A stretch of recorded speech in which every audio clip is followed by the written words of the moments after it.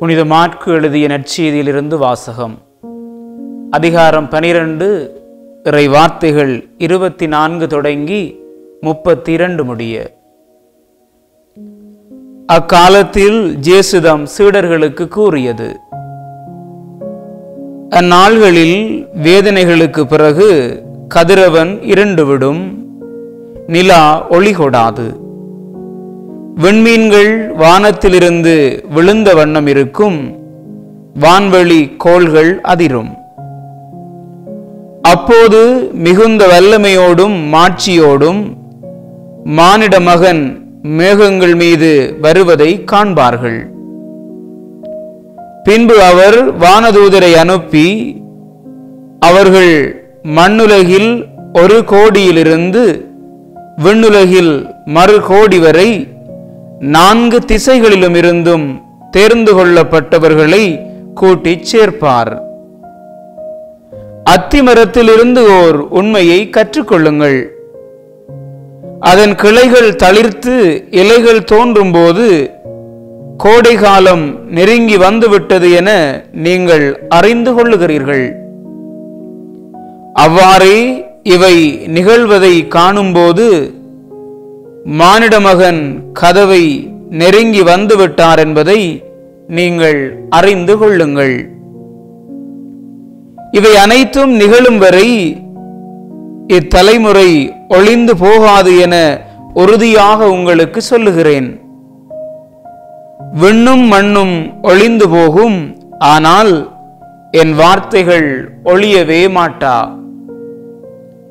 ஆனால் அந்த நாளையும் வேளையையும் பற்றி தந்தைக்கு தவிர வேறு எவருக்கும் தெரியாது. விண்ணகத்திலுள்ள தூதருக்கோ மகனுக்கோ கூட தெரியாது.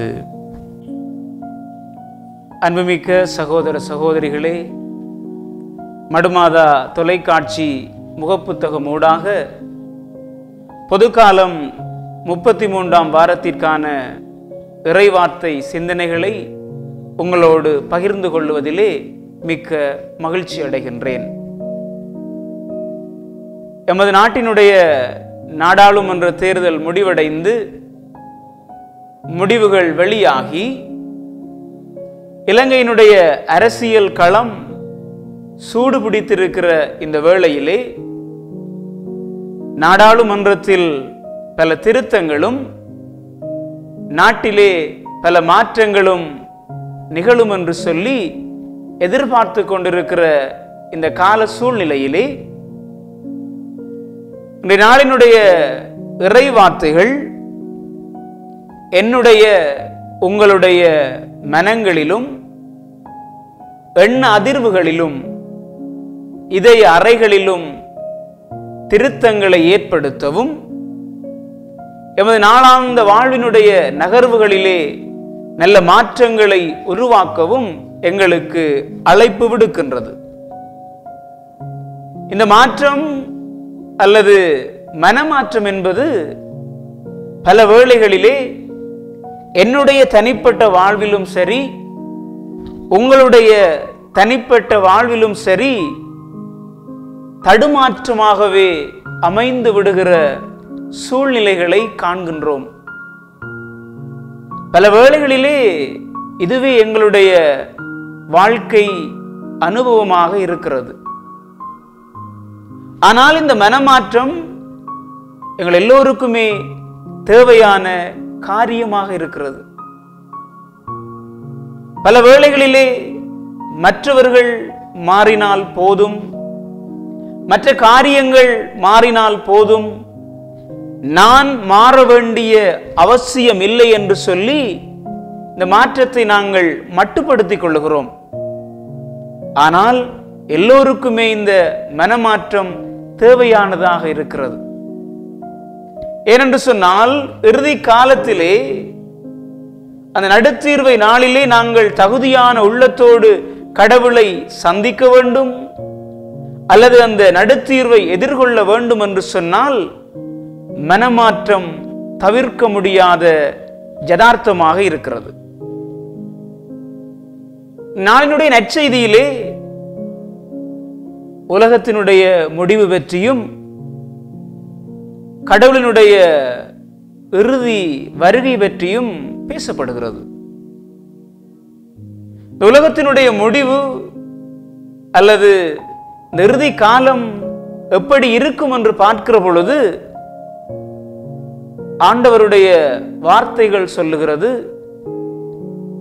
இந்த இறுதி காலம் கடவுளினுடைய கடும் கோபத்தினுடைய நாளென்றும், இந்த இறுதி காலம் துன்பத்தினுடைய காலமென்றும், இந்த இறுதி காலம் இருளும் காரிருளும் சூழ்ந்த காலமென்றும், கடவுள் தீர்ப்பளிக்கிற காலம் என்று சொல்லி இந்த இறுதி காலம் பதிவிடப்பட்டிருப்பதை நாங்கள் பார்க்கிறோம். ஆகவே இந்த இறுதி காலத்தை எதிர்கொள்ள நாங்கள் எப்போதும் தயாராக இருக்க வேண்டும்.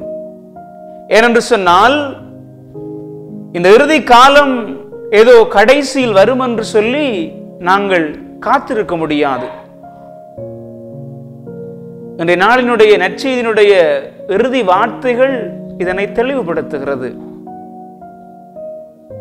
இந்த இறுதி நாளோ இறுதி நேரமோ எப்போது வரும் என்று சொல்லி தந்தையை தவிர யாருக்கும் தெரியாது.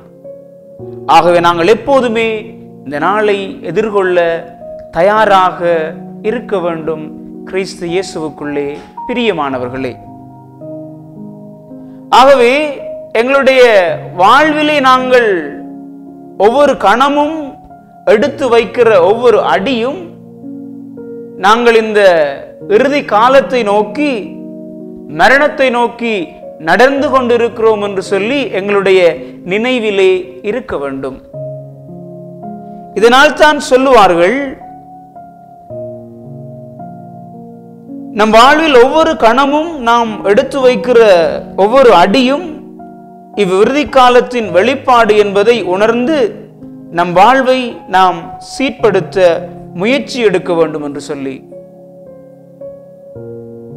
நாளுடைய வாசகத்திலே குறிப்பிடப்படுகின்ற அறிகுறிகளும் இயற்கைக்கு அப்பாற்பட்ட காரியங்களும் முக்கியமானவை அல்ல. ஆனால் கிறிஸ்து வருவார், அவர் எந்நேரமும் வரக்கூடும், அவரின் வருகைக்காக நம்மை தயார் செய்ய வேண்டும் என்பது மட்டுமே உண்மையாக இருக்கிறது. இதனால்தான் திருவெளிப்பாடு புத்தகம் 22வது அதிகாரம் 11 தொடங்கி 12 வருகிற வார்த்தைகள் கடவுளுடைய இறுதி வருகை பற்றி சொல்லுகிற பொழுது, நன்மை செய்வோர் நன்மையை செய்து கொண்டே இருக்கட்டும், தீன்மை செய்வோர் தீன்மையை செய்து கொண்டே இருக்கட்டும், இதோ நான் விரைவில் வருகிறேன், அவரவர் செயல்களுக்கு ஏற்ப நான் அவர்களுக்கு கைமாறு வழங்குவேன் என்று சொல்லி ஆண்டவர் எச்சரிப்பதை நாங்கள் பார்க்கிறோம்.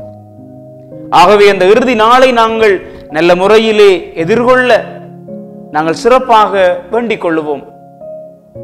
ஆண்டவருடைய பார்வைக்கு முன்னாலே நாங்கள் யாருமே பரிசுத்தவான்களோ பாக்கியவான்களோ அல்ல. மாறாக ஆண்டவருடைய பார்வைக்கு முன்னாலே நாங்கள் எல்லோருமே பாவிகளும் பலவீனர்களும் உடைந்து போகக்கூடிய மட்பாண்டங்களாகவும் இருக்கிறோம். ஆகவே நாங்கள் எங்களை மாற்றிக்கொள்ள ஆண்டவர் எங்களுக்கு சக்தி தர வேண்டும் என்று சொல்லியும், ஆண்டவர் எங்கள் ஒவ்வொருவருக்கும் பக்குவமான மனநிலையை கொடுக்க வேண்டும் என்று சொல்லியும் சிறப்பாக வேண்டிக் கொள்ளுவோம். ஆமேன்.